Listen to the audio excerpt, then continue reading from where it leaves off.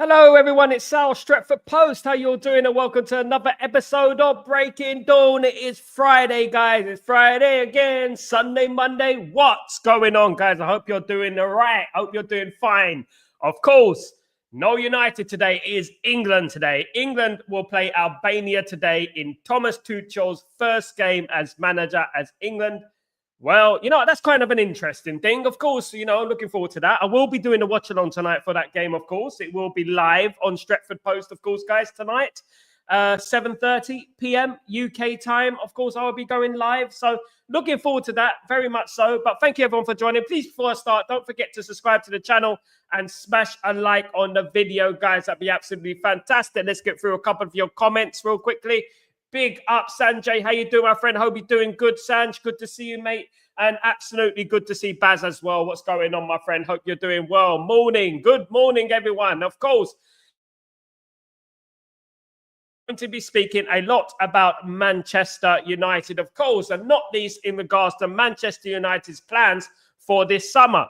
Of course, you know what? There are many players that have been mentioned over this last few months. A lot of them I have mentioned. One of those players that have come into the frame, of course, is a player that I mentioned weeks ago. And I don't mean to brag. But it's a player that I rate highly. He's not quite as young as other players, of course, but he is highly sought after player and is a big reason behind Bournemouth's resurgence. Bournemouth's fantastic season, of course. They've beaten the likes of Arsenal this season, of course, guys. And his name is Antoine Semenyo. Antoine Semenyo is a right winger playing for Bournemouth. He's literally just signed for Bournemouth. Of course, he is 25 years old. It is just under the age limit, so to speak, of Ineos. And he is a highly talented player. Ghana international, 21 caps for Ghana, 2 goals. And I've watched this player quite a few times over this last season, and I think he's been absolutely phenomenal. I think he's been one of the main reasons Bournemouth have done so well. And I was saying it a few weeks ago. You know what? Someone's going to go after that Antoine Semenyo. Someone's going to sign that Antoine Semenyo. The problem with Antoine Semenyo, having just signed for Bournemouth, of course, his contract runs out in 2029. He will cost a little bit of money. 35 million euros is his market value, but it will go for around 50 to 60 million. And then that is where you get the problem of the Premier League tax, isn't it? No, it's up to what Man United want to do. Of course, Man United are looking to offload a number of players this summer. There are a number of players that might not be at Man United next season. And, we're going to have to expect, wholesale changes in regards to the squad because we've already lost Evans and Lindelof and Eriksson on a free transfer. That's before we mention everyone else, of course. So Antoine Semenyo, highly talented. And what's key? Premier League proven, of course, guys. Premier League proven. Now, What's really exciting about Semenyo is he can play as a right winger. He has been playing as a right winger and very effectively as well for Bournemouth. But yeah, he can also play as a left winger and he can also play as a centre forward. So you know what? This is the versatility that we are looking for. Players like that who can play in a number of positions and help the squad out, of course, guys. Good morning, Pearl. How you doing, my friend? Hope you're doing well. Good to see the legend Pearl in the house. Hope you're doing well. Good to see you, mate. Good to see you, of course. Now, what do you make of Semenyo? What do you make? And by the way, guys, I've conducted a poll on the YouTube channel, of course. Is Cristiano Ronaldo holding Portugal back? Now, I'm a big fan of Cristiano Ronaldo. I love Cristiano Ronaldo. People know that about me. But you know what? I heard the question today, and I've conducted a poll on YouTube. Is he holding Portugal back? Very interesting question. But back to Man United, of course. So Semenyo is on the radar for Manchester United. And I personally think he's been one of the standout players for Manchester United, for Bournemouth, God forbid, for Bournemouth this season, guys. So very, very interesting rumours and speculation. Of course, I did mention Semenyo many weeks ago, guys. And I clicked that guy is a good player. He's a very good player, of course. Now, this one I've been hearing about quite a lot. Not least the Portuguese influence in my community, of course. And they obviously spoke about this player a long time ago, right? And I have a great community here from all 4 corners of the globe, guys, not least in Portugal. And one of the players that we were talking about was Trincão. however you want to say it. But he is a player that plays for Sporting Lisbon. He is a right winger. He is 25 years old as well. The good thing about him is that his contract runs out in 1 year. So his market value is not quite as expensive as it could have been. It is 27 million euros. Of course, we add 10 million onto that, and then we're looking at Man United market value, because there is a tax when it comes to Manchester United, isn't there? There's that tax we have to add on for Man United, of course, guys. But the key thing in regards to Trincão is that he can play left winger, he can play right winger, he can play as a second striker. So you look at the connection here. He's a left footer as well. So you look at the connection here. Semenyo and Trincão, similar types of players, except that Trincão is a left footer. Semenyo is a right footer. So there is a similar theme going on here with the type of player that Man United are looking for. And we all know they're looking for someone with a burst of pace, someone who can create, someone who's versatile, can play in various positions on the attacking line. You know, because obviously this season, when you start getting injuries, of course, we've lost Ahmad this season, we lost Manu this season, and various other players. It becomes difficult to fill those voids in that team. And, you know, when you get a player who's versatile, who can play on the right, can play on the left, like Cristiano, he can play on the right, he can play on the left. That's Cristiano Ronaldo's song, by the way. We're looking at players like him. Of course, Mota de Castro Trincão. That is his name, of course, guys. And he can play as a right winger, left winger, and second striker. Absolutely fantastic player playing for Sporting Lisbon at the moment. He does have 9 caps for Portugal. He isn't prolific in regards to Portugal. But you know what? I look at this player and I think, you know what? Very, very good, versatile player who could be a great squad player, of course, and won't cost us much, guys. He won't cost us much. What do you guys think so far? Big up, Tyborg. What's going on, you legend? I hope you're doing well, my friend. Hope you're good. You're a legend. Good to see you, mate. Congratulations on the win yesterday for Deutschland, of course, against Italy. My second nation is Italy, by the way. It's my second nation. My wife is Italian. I saw the score this morning. I felt the score, you know what? Well played, Germany. They went to Italy and they won. Well played. Absolutely brilliant. And big up SLD. What's going on, my friend? Hope you're doing well. Good to see you, mate. Good to see you. Speaking of Germany, England and Thomas Tuchel play tonight on Thomas Tuchel's first game as England manager. How about that, guys? Absolutely fantastic. Can't wait for it. No Cole Palmer today. Apparently, he's injured. Or sick, something like that. But England should have enough quality to beat Albania, surely. Surely England should have enough quality to beat Albania. But we never know in international football. It is at Wembley Stadium. And you know what? Albania will be up for that game. And you know what? There's a huge Albanian contingent in England. So you know what? There's going to be a huge a number of fans in the stadium who will be of Albanian descent. Make no mistake about that. But back to transfers, guys. Another transfer Manchester United are after. And it seems like Man United are looking in Germany at the moment. It seems like the plane has landed in Germany and Man United are looking in Germany at the moment. And they now set their sights on Felix Meka. Felix Meka. He is a German international, 3 caps for Germany, 1 goal. He's a midfield player playing for Borussia Dortmund at the moment. He again is quite relatively cheap when you think about it. He's valued at 28 million euros. Of course, Manchester United tax would add 10 million onto that, at least 10 million onto that, of course. So that is a very, very interesting transfer as well. Man United looking at Felix. Let's call him Felix. Man United are looking at Felix of Borussia Dortmund. I mean, look, you know what? Central midfielder, only 24 years old, central midfielder. You know, and this is the type of player Man United are looking for. The biggest concern for me is that whenever we sign players from Borussia Dortmund, right, it hasn't relatively worked out. It hasn't worked out, has it, really? When you think about Kagawa, when you think about Mkhitaryan, and these type of players, it really hasn't worked out. I think, honestly, Sabitzer was probably the best one out of a bad bunch who came in on loan and stuff. I think he's the only one who went, he done okay and stuff like that. But there are a number of players that have come from Borussia Dortmund in particular and not done too well. the attractive thing about Felix is that he can play as a central midfielder, attacking midfielder, and defensive midfielder. That's a rarity because you rarely get players who can play in the attacking third and in a defensive line as well. A bit like what Bruno's doing now. He can play in the number 8, or he can play in the number 6, or he can play in the number 10. That type of player that we're looking for. And it is important because you know what? We got Bruno. Bruno's on the other side of 30 now. Man United need to be looking at, building the squad. So, look, let's be honest, guys. In regards to a few of our players, we are playing players too much. Bruno is playing every single game, this season. And I like to know how many games he's missed. Because as far as I'm aware, he's missed 1. And that was against Barnsley. And even in that game, he came on. So we need to look at, resting some of these players, making sure that some of these players, get the necessary rest they need, especially when you get into the other side of 30. You know what I mean? You got to start being clever with the way you play players. So we can't just throw them in every single game. It's a bit like Diogo Dalot. It's a bit like this, of course. And it can have the adverse effect, of course, guys. Absolutely. It can have the adverse effect. So, but exciting times in regards to some of the transfer rumors. But as I said, guys, I take everything with a pinch of salt. And the reason I take everything with a pinch of salt is because who we're owned by. Who is the partial owners? We've still got the Glazers.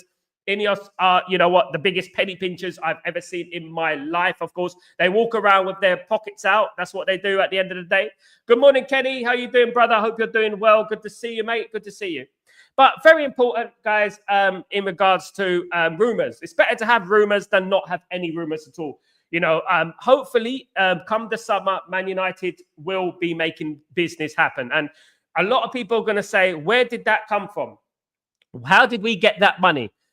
But the problem is, and I can read this fan base like a book sometimes, is that people forget about certain things when something good happens. It's a bit like when Woodward was at Man United, and whenever we do something, there will be all those memes around and stuff. Woodward walking in like a boss and things like that. We remember those days. Do you know what I mean? And, this is what's going to happen in the summer. You're going to see signings and you're going to think, where did they get that money from? They're cutting back on all these people. Where did they get that money from? It's a bit like, cutting all these people on 40 grand a year if they're lucky, and then planning to build a stadium a day later. I mean, you couldn't make this stuff up, could you, to be honest with you? It is an absolute joke when you think about it, of course. But it is something that we have to obviously adhere to, and we have to wait and see what happens in the summer. And it is quite exciting in both ways, in a negative and a positive. The negative being we are on fraud watch. The positive being that they have to back Ruben Amorim. They have to, make sure he gets the players in, of course, because this winter it was very underwhelming and they didn't back him as much as they should have. Of course, guys. Now, when we get into Antony, who's had a good time at Real Betis, of course. Real Betis want Antony for another season. Manchester United have rejected that proposal and have slapped a 41 million euro fee on pounds on Antony. So 41 million pounds on Antony, 52 million euros for Antony. And Man United said you either buy him or nothing. And this I agree with. At the end of the day, we don't want these teams keeping these players on loan all season, and they keep him until he becomes a free transfer. And then when he becomes a free transfer, we lose him for nothing. At the end of the day. So you either pay up or shut up, basically. And that is what Man United is saying. 41 million pounds, 52 million euros. If you want the player, pay up. And that is what it is. Because at the moment, Antony is playing very well. There are slight rumors that Antony is captured the interest of the likes of Barcelona as well, as amongst many other clubs, guys. So don't be surprised if Antony leaves in the summer. He's done very well at Betis so far, brilliantly at Betis. And this is the thing, isn't it? We want these players to do well because if they do well, many teams are going to want them. Now, the power is in Man United's hands because Antony has done so well. The power is in our hands. We do have, the upper hand in regards to this. The cards are in our favor because, if he carries on scoring, if he carries on assisting like he is against big teams, against small teams, it's only going to benefit Man United, and we're only going to get a significant transfer fee for him, of course. So that is very, very good, of course. One to look out for, one to look out for. And you know what? they won't mention this, Ineos. They won't mention the fact that, you know, we're gonna sell Antony, we're gonna sell Marcus Rashford. Marcus Rashford won't be playing for Man United again. I don't believe he will, in my opinion. I think the relationship between Marcus Rashford and Ruben Amorim doesn't work. He doesn't fit in Man United in Ruben Amorim's system either. And, you know, at the end of the day, look, the only way that Rashford is going to come back to Man United again is that, you know, if the manager leaves. All right. And that is something we don't want. We don't want the manager leaving and player power wins again. And then Rashford comes in, you know, all rejuvenated and stuff like that. We don't want that anymore. I think that Rashford needs a new challenge. I think that we need Rashford to have a new challenge. Absolutely. I think we need Rashford to have a new challenge as well. And you know what? It will benefit all parties. It will benefit all parties for me, definitely. And you know, I wish him the best of luck. But you know what? This is something that we need to understand, that Man United will get money in for players. And you know what? With Antony and Rashford, it could quite possibly be 80 million right there. Do you know what I mean? 80 million right there. You finish 10th in the league, you're going to get 35 million for finishing 10th. If you finish 10th, you get 30 for finishing 13th. You know, so at the end of the day, you know, if we finish 10th, you get another 30 million. That's over 100 million right there. And these are the things that Ineos will not mention. Right, the likes of the payments that we have to bring in regards to Sancho and stuff like that, the money we owe on various transfers, are transfers that are going to be accumulated over many years, not just, you know, this summer. We're not going to pay off Sancho this summer. It's in installments, you know. So they're going to use that as an excuse, and Ineos are going to use that as an excuse. Make no bones about that. Philip, what's going on, my friend? I hope you're doing well. Good to see you, mate. Don't be surprised when we sign a few players Ruben wants. He has to be ruthless in his team selections. He was trying everyone in the system. Ineos gave him that much space time he needed. I hope they do give him the more time in regards to that. I mean, he hasn't had any players of his choosing. And people will say to me, but he had Dorgu, all right? Dorgu was on Manchester United's radar in the summer before Ruben Amorim walked in the door. So Ineos and Wilcox knew about Dorgu, which is fair play. Not Ineos, I would say Wilcox and Barada knew about Dorgu way before Ruben Amorim walked into the door. Ruben Amorim just gave his seal of approval. He approved the deal for Dorgu, but he lost 3 players as well. Do you know what I mean? And that means that he hasn't been backed. So far, he hasn't been backed. Yes, they've given him space to maneuver and stuff like that. Yes, they have to. They brought in a manager who wanted to come in the summer, by the way, right? And they brought him in with a unique style of play, didn't back him, and players who don't want to play in that system, you know, basically, who never played that system. Hence the reason Antony and Rashford have gone on loan. You know, so that is something that we have to look at. And this summer, they have to back him. They have to back him. We might as well give up if they don't back him, because at the end of the day, I think he's done a tremendous job with the cards he's been dealt, you know. So hopefully he does get backed. Those of us who foresaw it a long time ago, many of us with a much more, I wouldn't say knowledgeable brain, but knew that the tactics will eventually work. Now you're starting to see the tactics are eventually starting to work. And you can see that if it's given time and it's given the right players, he can succeed. You know, but people just want to jump on this bandwagon. I want, get him out. You know, the tactics not working. It doesn't. It's not Manchester United.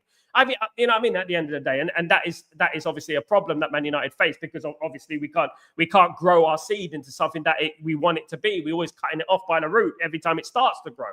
Do you know what I mean? So this is something that, you know what, Ineos have to do in the summer. They have to back him. They have to make sure they back him with the players that he wants. He's proven that he's a good manager. If he goes on and wins the Europa League this season, for goodness sake, the guy needs a statue. The guy needs a statue what he's done. Absolutely. At Tybo, both Antony and Rashford must be sold. Also advancing so deep in the Europa League brings that dust nice. Absolutely, Tybo.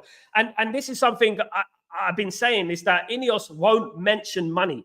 They won't mention money coming in. They'll always mention the money coming out. They will always do that, because it makes you think, it gives you the illusion that you think, oh, they got no money. They got no money. What can we do? They got no money. And that is what Ineos do. They do this. And, you know, and Glazers have done that in the past. But most of us who are awake, we know what they're doing. We know that we've got money coming in, not to mention the sponsorship deals and this and that and whatnot we get. Look at Man United's website, for example. Look how many sponsors are on Man United's website. Look how many sponsorship deals we've got, for goodness sake. Do you know what I mean? How much money we're going to get in. You know, they're just, you know, at the end of the day, You can't pull wool over our eyes and start saying that, you know what, we're broke and stuff like that. Absolutely not. In particular, if we do win the Europa League and we win and we get into the Champions League, you know that we're going to have like 80 million, obviously, in the kitty, of course. Ineos were right about him coming when he did. He needed time to flush out. But Philip, well said, brother. Well said. I absolutely agree with that. And look at me. I'm not one of those people who deal with absolutes, right? I don't look at someone and I hate them and I hate them and I hate them. I do say things that they've done well as well. I do bring in things that people have done well because at the end of the day, I think they had a good summer. We needed a left back, but it didn't work out. But I think overall, they had a good summer, okay? Hindsight in football is a beautiful thing in regards to Erik ten Hag. I believe, and many others believe, that Erik ten Hag needed until Halloween, around that time, to truly see where he is. Because obviously, he had a lot of injuries last season, 60-odd injuries and stuff like that. But I praised Ineos for when they brought in Ruben Amorim. And you know what? Bringing in Ruben Amorim at that time was good. It's not what Ruben wanted, though. And we have to give him the benefit of the doubt. Because now, this season has been all about, as you said, flushing out the poison. Flushing out the poison, getting rid of the bad eggs and the bad apples, and bring it. And by next season, we'll have the good apples and the good eggs, you know, to start playing under Ruben Amorim's system. You know, it's quite obvious who he thinks who the bad eggs are, the bad apples are, like Rashford and Antony. There's a reason that he got rid of them because, you know, if you don't want to play in this system, you know, you're not going to play under me. It's as simple as that at the end of the day. Sunny Milan, what's going on, my friend? I hope you're doing well. Good morning to you. Long time no see, my friend. Good to see Sunny Milan in the house. One of the originals of Stretford Post, of course. Big up Sunny Milan, who was very potent in the summer, of course. I haven't seen Sunny Milan for a long time. Hope you're doing well, my friend. Hope you're good. So that's what I would say is that, yeah, look, you have to balance it up. I think it's great. Ruben Amorim is in this preseason because he has, for example, if Ruben Amorim came in next season, right, we still had Rashford, we still have Antony, we will be behind. I now think that Ruben is ahead in regards to who he wants to keep, who is good enough, who is not good enough in regards to his system, in regards to going forward, of course, guys. Absolutely. But very, very exciting times in regards to the summer. I'm very interested. I'm intrigued to know what's going to happen. There's going to be a lot of stuff, a lot of things going on, a lot of transfers, a lot of players out. So this is probably our most intriguing summer that we're going to have in many, many years, of course. And there's going to be players that you're going to think, who? What did he say? Who? And you know what? I'm going to bring them into the show very soon. Sonny, doing fine. And you and the community, big up, the community is doing fine. Milan, growing day by day, my friend. Yes, guys, we're nearly on 10,000 subscribers, 9,100 and something. Can we get to 10,000 subscribers, guys, by, let's say 10,000 subscribers by end of April? Can we do that? But let's give it to the end of April. I might get it. Hopefully we get it before that, but let's hope that we get 10,000 subscribers very soon, guys. That'd be absolutely fantastic. But good to see you, Sonny. Hope you're doing well. It's good to see you, mate. One of the originals, of course, guys. Now, it is International Week. Unfortunately, guys, I know that many of us don't want international football. I've written a poll about Cristiano Ronaldo. Is Cristiano Ronaldo holding Portugal back? Let me have a look at what the poll is saying at the moment. 52% of you, half and half really, are saying that Cristiano Ronaldo is holding back Portugal. There you go. So the majority, just about 48% of you, say he isn't holding back Portugal. Guys, it is International Week. We're bringing that international flavor. Of course, we're bringing the international flavor. That is an interesting one. That, you know, it's neck and neck at the moment almost, guys. So you know what? Very, very interesting, guys. Very interesting. Is he holding it back? Look, my personal feeling about Cristiano Ronaldo, and I don't like saying too much bad about Cristiano Ronaldo because he's the GOAT for me in regards to the way he's looked after himself. He's an inspiration to many footballers, you know, in the future, the way you should look after yourself, the way you can make the most of your talent as well, you know, and I think he's the GOAT, in my opinion. I think he's an all-round better player than Messi. I think he is. And that is proven since Messi left Barcelona. Has done F4 apart from Argentina. Argentina won the World Cup, not Messi, by the way. You know what I mean? And to be honest with you, I just feel like, the Kaká won the World Cup. Do you know what I mean? And, it's just, I think he's fantastic. But what I would say is that sometimes you need to look at things and say that, is it time to call it a day? Now, I know he wants to play in America. I know he wants to play in the World Cup. And I know Portugal are obliged to play him. And I know that they really want to, you can tell that they want to play someone else, but they feel like the backlash should be too strong because Cristiano Ronaldo's social media following and stuff like that is big. But you know what? At the end of the day, I have no bones about him playing one more World Cup. Bring it on. At the end of the day, if he can play in that World Cup well into his 40s, of course, that's good for him and fantastic. And it destroys the notion that you can't play beyond 40. You know what I mean? At the end of the day, it depends how you look after yourself. And that is a real inspiration, of course, guys. Absolutely. But is he holding Portugal back? I think that he slows Portugal down. I do. He is a focal point of that team. But I think that the way Portugal play, I don't think it quite fits. But you know what? We'll have to wait and see. That's, as we said on the polls at the moment, it is 50-50 at the moment in regards to Cristiano Ronaldo, of course, guys. Absolutely. Now, look, you know what? International week is one of them weeks where, you know what, I sit back a little bit. I'm going to be doing a watch along tonight for England against Albania. And I'm looking forward to it. I'm looking forward to seeing Tuchel ball, of course. Nearly became, apparently, according to many outlets out there, nearly became Man United manager, didn't he? Lots of people were talking about Thomas Tuchel before Ruben Amorim walked into the door. I feel like Thomas Tuchel, you know what, I don't think he would have fitted into the Man United mold. I never felt that he was a Man United manager. However, I do think that he would be a decent England manager, and I always felt like that, you know. And some of his quotes in the media have been spot on about England being afraid to lose rather than being excited to win. And I think that has been the problem with England for a very, very long time. England have, bottled tournaments which they should have won. You know, I mean, I go way back until 1990, 1996, 1998. You know, obviously luck comes into it. Luck comes into it when you think about the way England played back then. Argentina was luck. At the end of the day, Portugal 2004 European Championships, luck again. You know what I mean? There's lots of things that go on. Of course, Germany, when they scored that goal, it was way over the line. When Lampard scored, it was luck, isn't it, at the end of the day?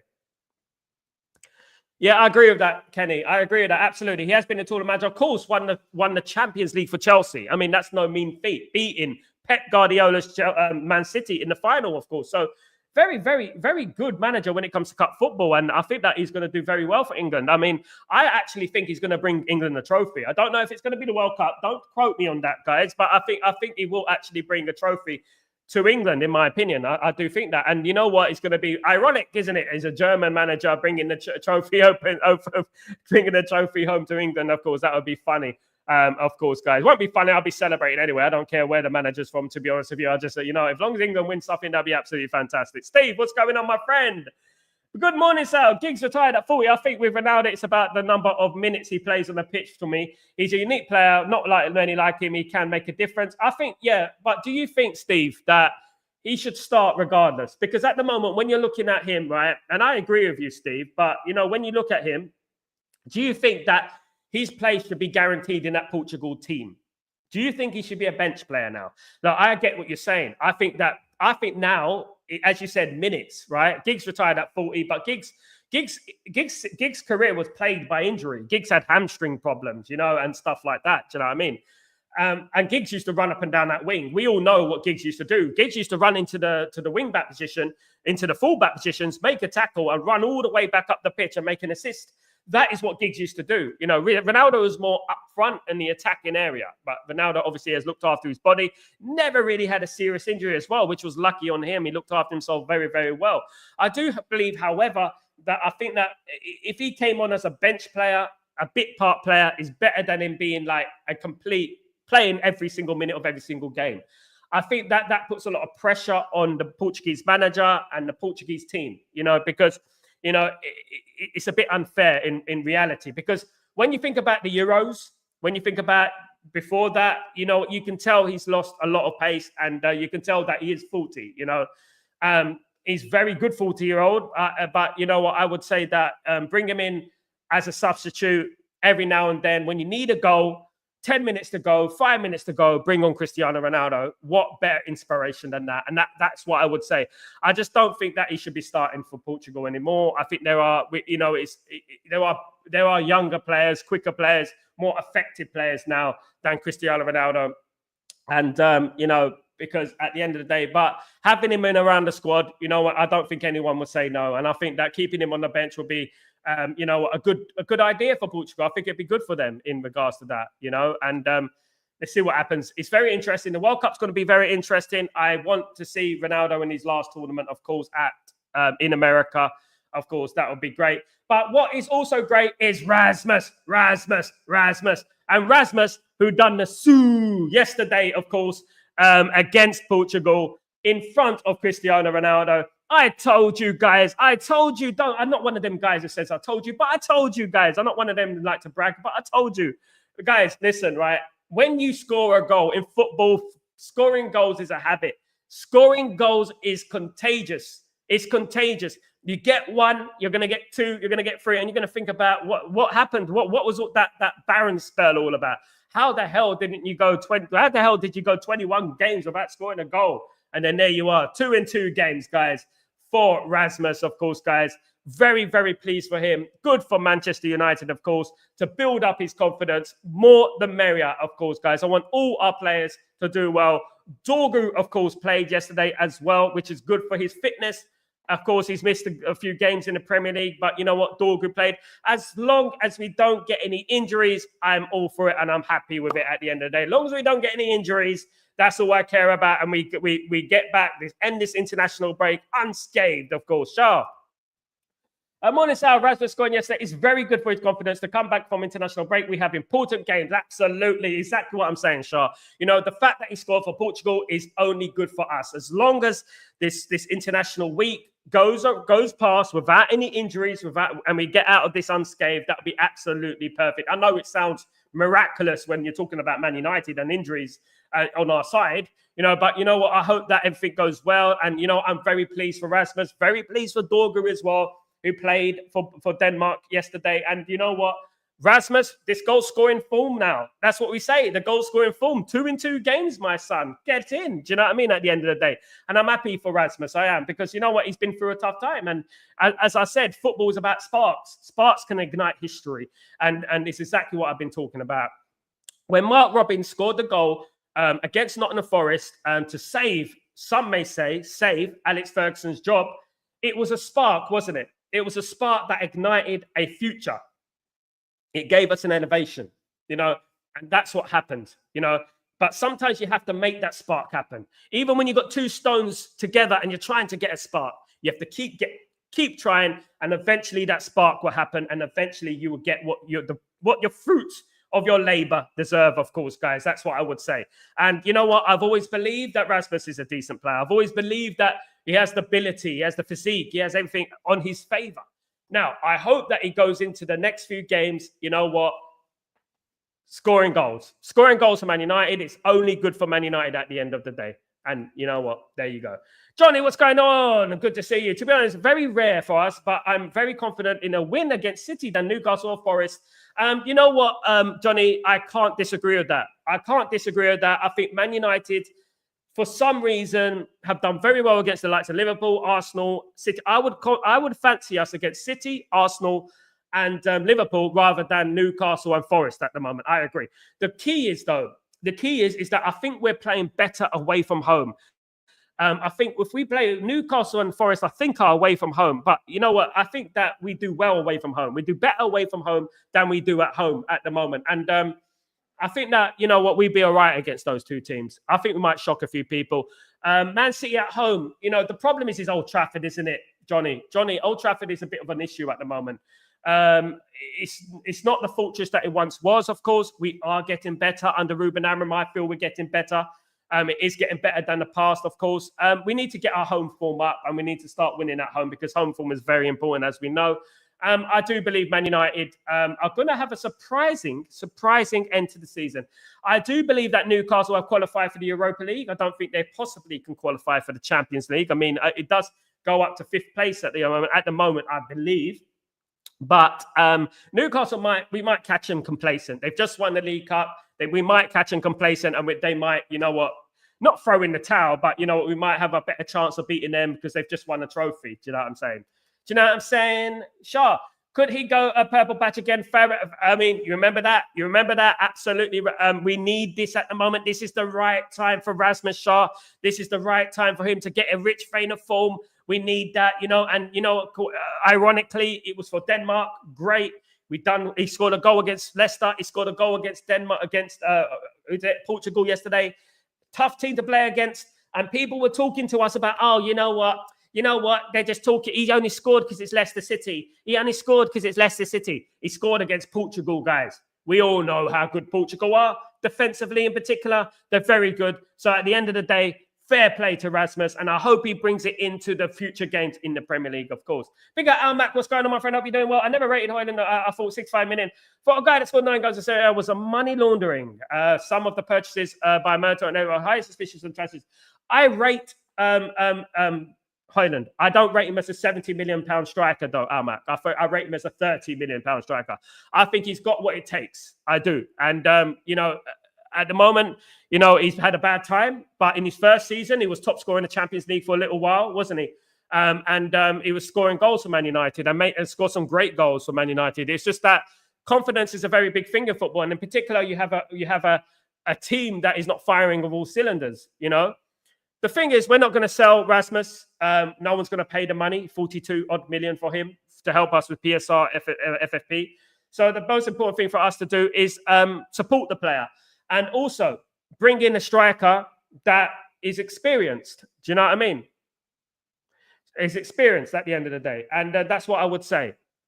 We all know that Rasmus shouldn't have been 70 million. We know that. But that is the way we've been run. That, in turn, affected Rasmus because the price tag was always going to be an issue. People are going to be looking at him and, you know what I mean? As you said, scored 9 goals in Serie A. That's true. You know what I mean? But he is our player. We paid the money we paid for him. I know it was daylight robbery. I don't know about laundering, but it was daylight robbery, that's for sure.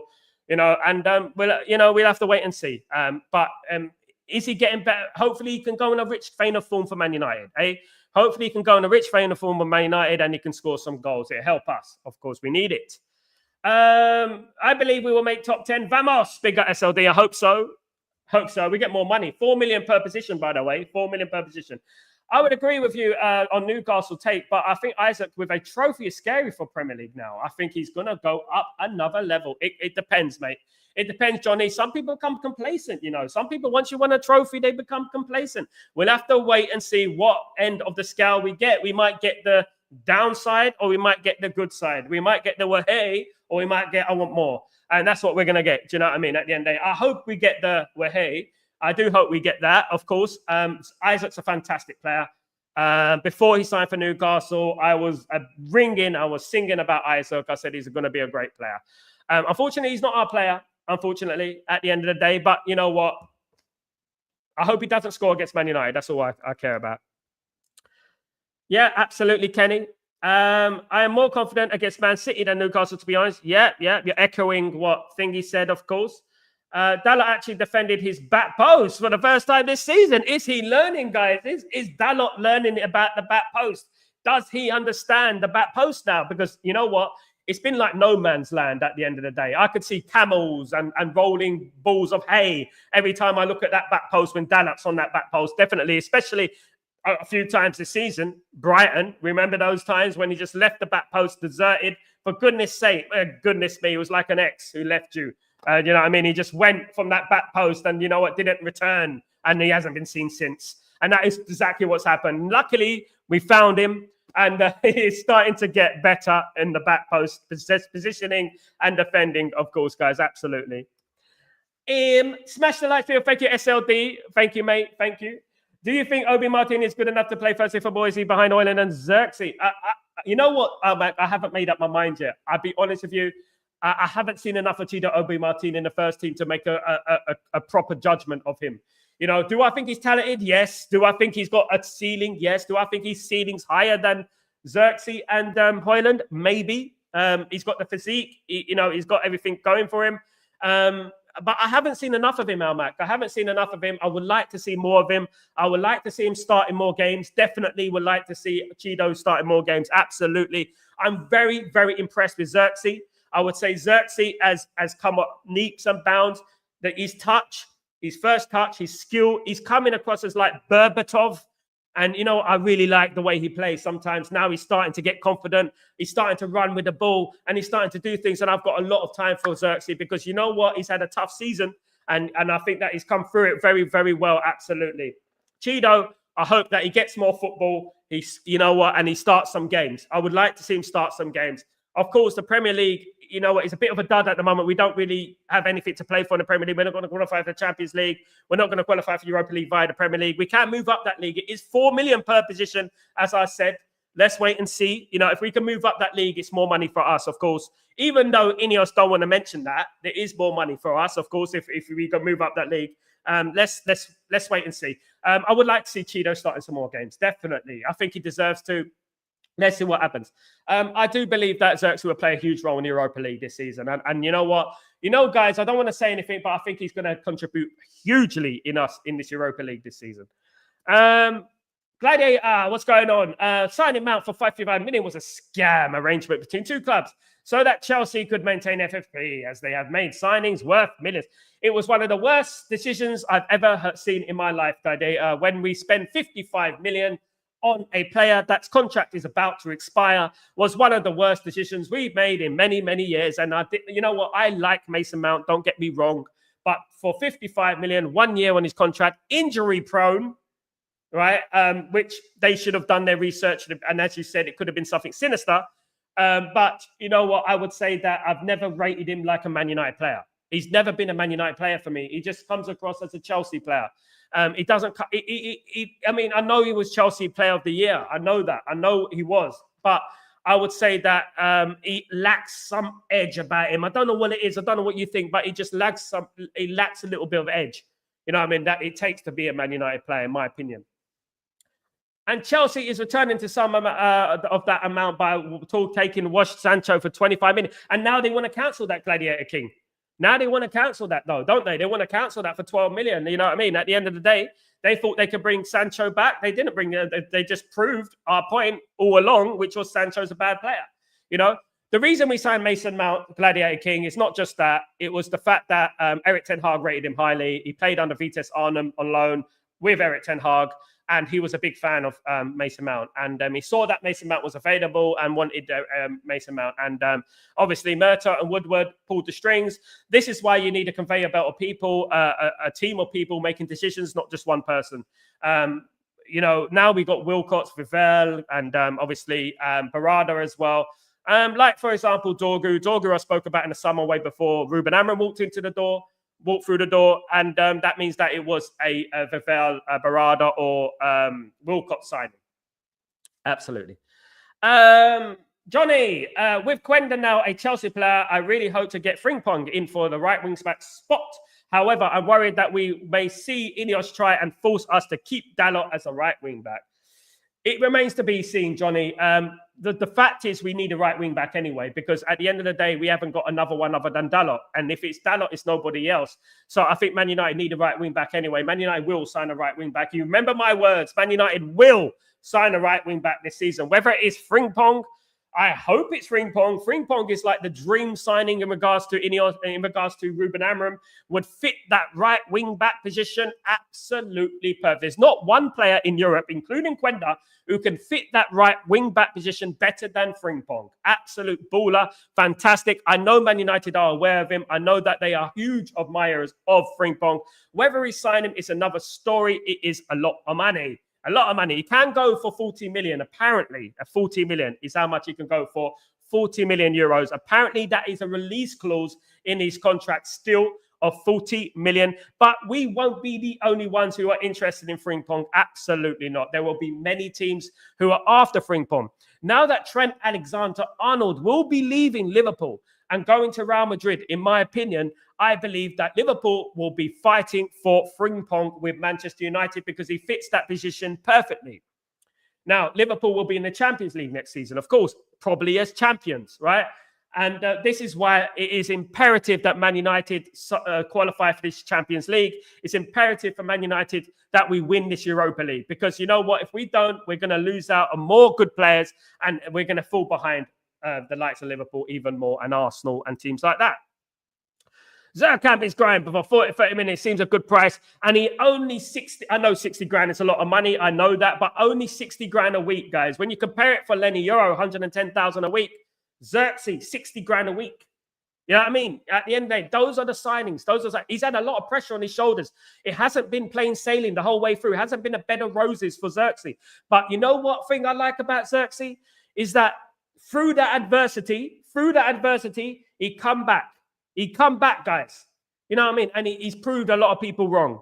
You know what I mean? He's come back and he's starting to show. No, he hasn't been an absolute world beater yet, but you can see signs that Zirkzee is a quality player. You can see it, the touch, the getting past people, ghosting past people like they're not there. That's what I like about Zirkzee. So Berbatov-ish. Do you know what I mean? One of those typical number 10s, you know what I mean, of the past, you know? And the great thing I like about Zirkzee as well is his awareness. He's aware of players around him. You see some of the back heels to Dorgu and stuff like that. You know, those are the things. That is Man United. You know, with Dwight York and Andy Cole, the dummy, the fainting and stuff like that. That's what Man United are at the end of the day. And I'm glad to see that Zirkzee's starting to get into his groove. I really am. And I really wish him the best of luck at the end of the day. I think he's a fantastic personality. I think he's a great player. And that, you know what, we have to support him because I think that he's been one of our shining lights this season, along with Dorgu, to be honest with you. And fair play to Erik ten Hag for Zirkzee. Of course, he did see something in there. Of course, you wouldn't play for Bayern Munich and Bologna, who qualified for the Champions League, if you weren't a decent player at the end of the day. But fair play, absolutely fair play to Erik ten Hag, who brought in the likes of Ugarte and Zirkzee and De Ligt, who have been three of our best players this season, guys. Can't complain, can you? Are there any players in academy you think will make the first team football? Who are the guys to look out for? I'm a big fan. Everyone knows of Harry Amas, Shear Lacey. Fletcher, for me, is a little bit lightweight at the moment, but he will make it. He needs to hit the gym maybe a little bit. I like him. I think Scanlon is good. I think he's good. Kokunki is good. Obviously, Aiden Heaven, obviously. But I think Harry Amas, if I was gonna name some right now, Harry Amas, Collier, Shear Lacey, Ibrahimov, Matanto. I think those players there are looking good. They're looking solid, in my opinion. I think those players there are looking solid. Definitely looking solid. Obviously, we got Fredrickson as well, who's coming. Morehouse, those players. You know, I mean, you would have known the players by now. You know, those are the players that are rated. I highly rate Amas. And what I like about Harry Amas is that he's starting to bulk up a little bit. A lot of people were saying that during the preseason that he looked lightweight. He's looking a little more fitter now. Now, the only problem is that we have Diego Leon, Dorgu, Luke Shaw in that position. And it's going to be difficult for someone like Harry Amas to break into that. Now, it's going to be very, very interesting. Diego Leon is already ahead of Harry Amas physically, right? But what we have to think is that, you know what, Harry Amas will be useful for Man United. I think he will. And maybe he might go on loan. Harry Amas might go on loan. I hope he's given more opportunity this season so we can see more of Harry Amas, of course, and we can see more of other players, you know, at the end of the day. Dan Gore as well. I haven't mentioned Dan Gore. He's another one. He's been injury prone, of course. So is Shear Lacey, to be fair. But Dan Gore is another one as well who, you know what, is pushing. It cannot be overstated how good the youth team are doing at the moment. We are absolutely incredible. And, you know, people are talking about Arsenal's academy and this and that. Man United's academy is actually spot on at the moment. We are producing some decent players, guys, to be honest with you. And we got more players coming through the system than most teams in in Europe, to be honest with you. Charles, number 7, curse since Ronaldo 09. Yeah. It's been cursed, hasn't it? Since, was it Memphis Depay? Steve, I think the Rasmus, he just needs to be consistent firstly. Small steps. A goal every couple of games would be helpful. At times, watching United, it's like watching 10 men. So he's learning. Steve, you're absolutely right. And you know what? He hasn't been fantastic. He's been poor. And we know that, you know. And the thing is, as I said, it takes small steps. It takes a spark, doesn't it, Steve? And this is what I've been saying. It takes a spark. Goal scoring is a very, very stressful thing in regards to you have to score goals. It is a big part of winning. Of course, you can't win without goals. And he's been the only striker up there. And a lot of pressure has been put on his shoulders. And this is why I always believe Man United need another striker. Man United need someone 25, 26 years old, proven in the Premier League, can nurture the likes of Rasmus. Because at the end of the day, who's Rasmus got to learn from in regards to goal scoring as a striker right now? Who's he got to learn from? Who can he turn to? Who's been there, seen it, done it, won the T-shirt in the Premier League at the end of the day? Do you know what I mean? It's a difficult one. I don't deal with absolutes. I don't think he's been brilliant over the last few weeks. In fact, he's probably been poor. But one thing I would say, that could be down to confidence, that could be down to worry, that could be down to anxiety, that could be down to another things. But what I would say to Rasmus Højlund, now he scored 2 in 2, is that, mate, this is your chance now. This is your chance to go on a run and start scoring goals, mate. You know what I mean? Start scoring goals. I've spoken to Rasmus. I've spoken to him on Instagram. He's a great guy, a good person. His head screwed on. And what I would say to you is that this, right? We can't do nothing with Rasmus right now. So the most important thing for us to do is support Rasmus. And hopefully he goes on a rich vein of form. If he doesn't go on a rich vein of form, and then we know we're going to have to look at selling him in the summer. The problem we have with Rasmus selling him in the summer is the FFP and PSR, of course, 42 million. No one is going to pay that. So it will be a loan probably. Alex, what's going on? Zirkzee has shown good character. The bounce back in his form since getting ready by fans has been fantastic. Absolutely. He got. I mean, what I would say in the Man United fans' defense, Alex, I think that game in particular, anyone could have come off the pitch and anyone would have got booed. I would say that. It was just the fact that we changed the formation at the time. And unfortunately, Zirkzee at that time was the sacrificial lamb. But what I would say in regards to that is that Zirkzee has come back leaps and bounds, and I'm proud of him. I'm proud of him. Absolutely. I'm proud. I want every Man United player to perform. I want them to do well. In particular, if they're a new player, I want them to come into the club and set the tone at the end of the day. And I think that Zirkzee has shown a lot of people his qualities. He really has. And now he's starting to become a mainstay in that team. Guys, Ahmad and Zirkzee, right? Like we've got a decent strike force up there. It's quite talented, Ahmad and Zirkzee, isn't it? When you think about that, and look, Bruno's now over 30 years old. We still need Bruno, of course, but Bruno can move into that number 8 position. We could play Ahmad and Zirkzee in that position there. Garnacho coming off the bench. We got a good future. This is the thing. I do feel that Man United need experience in the top. So basically, in number 9, number 10, Rasmus drops to the bench. Man United have an experienced striker up front who could score you 20, 30 goals a season. We haven't had that for a while. Where you are big on Roger Fernandez wasn't your guy. Yes, I am big on Roger Fernandez, my friend. I am very big on him. Definitely. He will be cheaper than Frimpong, that's for sure. He's not as good as Frimpong, Matt, but he's a lot younger than Frimpong. But yes, I am very interested in the Braga player. I love the player. I think Roger Fernandez, with an S, by the way, I think he will be a fantastic player for Manchester United. And don't be surprised if Man United are in for Roger Fernandez. He is valued at about 15 million, 20 million euros, I believe, at the moment, playing for Braga. I think Man United need to make their mark quickly if they're going to get him. Frimpong will cost 60, 70 million. So he's going to be a tough one now, Mac. It's going to be tough to bring him into the football club. I know his release clause is 40 million. I know that. But you know what? Other teams are going to be interested in him as well. It's going to be a problem, isn't it, at the end of the day? So we'll have to wait and see. Mason Mount having the number 7 shirt is a disgrace. The number 7 shirt has been tarnished and disrespected by the club since Ronaldo. 09. The number 7 shirt is still prestigious. The number 7 shirt will always be prestigious, regardless of what's happened to it over this last few years. Just because it's been tarnished in regards to Memphis Depay and Di Maria, you know what I mean? And bums like Mason, like them. Of course, no, Mason Mount's not a bum. I won't call him that. I won't call one of our players a bum, by the way. Ex-players, I might. So I would say Di Maria and Memphis Depay, absolute bums, who ruined it. But I would say that there's always time to revamp the number 7 shirt. There's always time to bring it back. You know what I mean? There's always time to make a name for yourself with that number 7 shirt. Of course there is. You know what I mean? Who can take that number 7 shirt? That is the question. You know what I mean? At the end of the day, who is fit to take the number 7 shirt? And bring it back, elevate it back to where it should be, of course. Of course, guys. Triple M, good morning, guys. Good morning, Triple M. How you doing, my friend? Hope you're doing well. Cherries is also likely to make it. He is a Welsh international already, Mac. I know what Scotland and Wales do. Don't think I'm not oblivious to, and Ireland.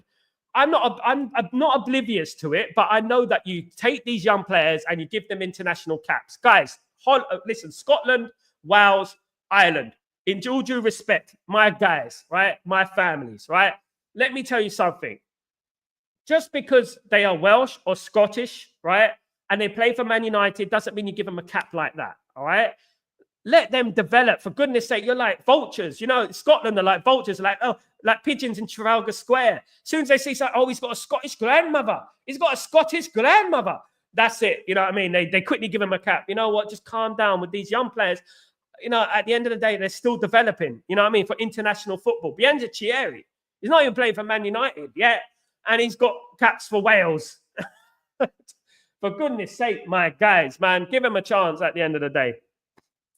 Now, can I ask your views on Martinez? Do you think he's another Luke Shaw? Does he need wrapping up in cotton wool? Would you send him? The problem I have with Steve is that in the difference between Luke Shaw and Martinez is that Martinez actually wants to play for Man United and doesn't get himself fit for Argentina and forget about his football club at the end of the day. Because I know full well, if England had a World Cup game, should I say, in the World Cup right now, Luke Shaw will make himself fit for the squad.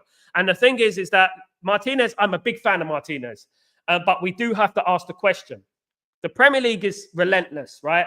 And the problem with Martinez, he doesn't get injuries like, you know what, a pulled hamstring or things like that.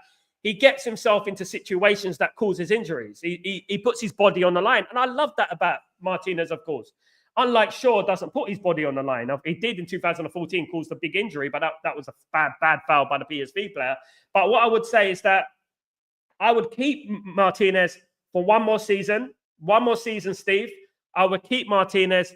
And after that, if he doesn't get fit, if he gets injured again, then think about moving him on. But we need experiences in there as well, of course. And hopefully, the injury to Aiden Heaven isn't serious, of course. And there has been rumours that Aiden Heaven has been in training with Man United without a brace. Brilliant.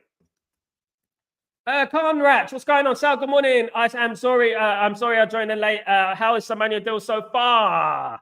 So Man United are interested. As I said many weeks ago on this channel, guys, if you tune in, Man United are interested in Semenyo, of course.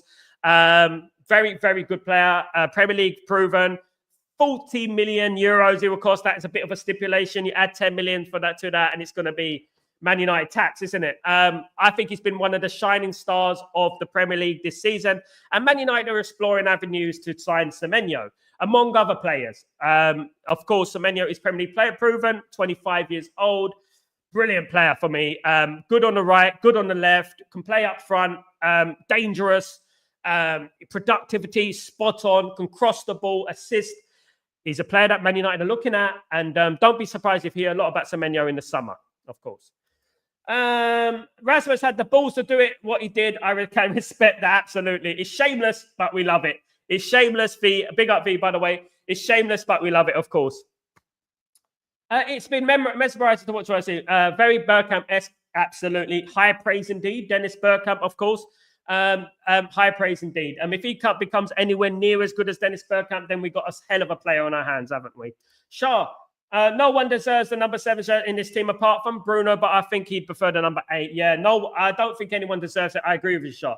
I don't think anyone is taking it to that level yet to deserve the number 7 shirt. You know what I mean? At the moment. Good morning, Roy Michael. What's going on, my friend? I'll be doing well. Sound everyone. The number 7 shirt belongs to the only George Best. Absolutely. What a player. I love your passion. Sal, you speak from the heart. God bless. Same as you, Roy Michael. I have to agree. George Best, Eric Cantona, David Beckham for me. 3 number 7s there. That, you know what, epitomizes Man United, of course. Absolutely brilliant, superb players that I've been fortunate to see. I've seen Cantona, I've seen Beckham, all their career. I haven't, fortunately, not seen George Best. I met George Best, but I haven't seen him play.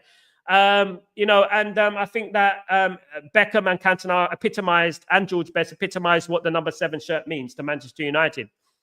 I think it has been tarnished somewhat. I think there are players that have got the number 7 shirt who shouldn't have the number 7 shirt. Right now, Mason Mount should never have been given that number 7 shirt. That is an absolute criminality of a decision. But for me, you know what? It's never too late to take it off him and build that number 7 shirt up again, of course. GK, you think Patrick Schick type player can sort striker up guy? Schick is a decent player, but Schick is he playing in Germany at the moment? Schick, it remains to be seen. What needs to be done is personality reviews, and if they've got the personality, if they've got the attributes to play in the Premier League and score goals. I wouldn't put it past Man United going after a player in the Premier League who's proven to score goals. There's not many at the moment. Definitely not many strikers out there in Europe. Football has well and truly regressed, guys. As I said yesterday, the striker market is at a limit. There's not many players out there you will look at and think, wow, what a striker. There's not. Back when I was growing up, every single team had at least one bloody world-class striker. I tell you that right now. Almost every team. And you can name about 20 off the cuff. With players that in the 90s, the strikers in the 90s, of course, that, were absolute world-class, absolute ballers. But guys, thank you for joining me. Please, guys, please, remember, I'm live tonight, 7:30 UK time, 8, 9, 10, 11, 7:30 UK time for the England against Albania game. Thomas Tuchel's first game as England manager. It's going to be interesting. I will be here live for the watch-along. No chatterbox. I'll be here live for the watch-along, guys. Look forward to seeing you there. Thank you for joining me today. Please don't forget to subscribe to the TAN channel and smash a like on the video. If you guys could be as kind to do that for me, it'd be absolutely fantastic. You're all legends. Thank you very much. I'm Sal One, Breaking Dawn. See you later, guys. Hope to see you then. Peace.